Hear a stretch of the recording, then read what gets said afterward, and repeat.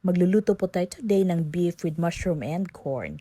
600 grams lang po ng beef, cut into small strips, white onions, bawang, dahon ng sibuyas pang garnish, corn kernels yung nasa lata or nasa cob, shiitake and button mushrooms. Gigisahin po natin sa butter ang bawang hanggang sa golden brown ito. At isunod po natin ang ating white onions. Maya-maya ay isunod na po natin ang ating beef.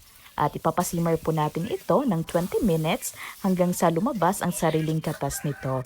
Pero halu-haluin po natin from time to time. Titimplahan po natin ng asin, paminta, at Spanish paprika. Kung bago lang po kayo sa channel namin, paki-click po ng subscribe button at pakipindot na rin po ng notification bell para updated po kayo agad pag meron po kaming bagong mga uploads ng mga masasarap na niluluto namin. Ilagay na po natin ang ating shiitake mushrooms and button mushrooms. Ayan.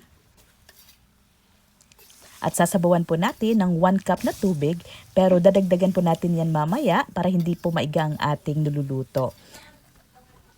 At ipapasimmer po natin ito for 20 minutes. Lalagyan po natin ng oyster sauce at ipapasimmer po natin for another 10 minutes dahil matagal po lumambot ang baka. Kung nagustuhan niyo po ang video na ito, paki-share po sa inyong mga walls or sa inyong mga social media accounts para matakam din po ang inyong mga friends. At titikman na po natin kung malambot na.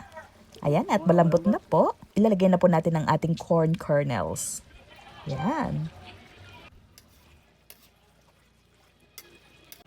Dadagdagan po natin ng konting tubig para may sauce po ang ating bahaw. At ayan, luto na po ang ating beef with mushroom and corn. Ang sarap-sarap po nito at ang lambot po ng beef. Mapapa-under rice na naman po tayo nito.